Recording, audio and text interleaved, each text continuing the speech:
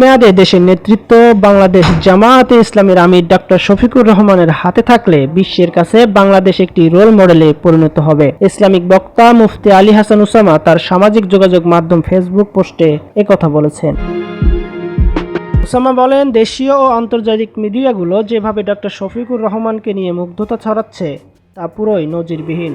দল মতের সংকীর্ণতার ঊর্ধ্বে উঠে সব ধারার মানুষ যেভাবে প্রশংসা করছে তাতে একথা বললে অযুক্তি হবে না।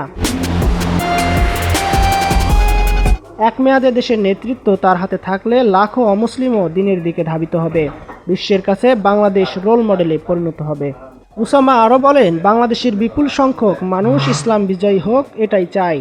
অনেকেই তা চান না অজ্ঞতার কারণে, কারণ তারা ইসলামের পূর্ণাঙ্গ চিত্র বুঝতে পারেন না। তাই নিজেদের অজান্তেই সেকুলার বিশ্বাস লালন করে।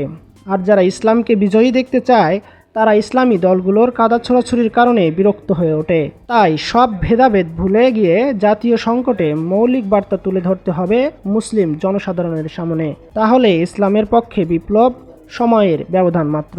জন্ম নিউজ 24 ঢাকা।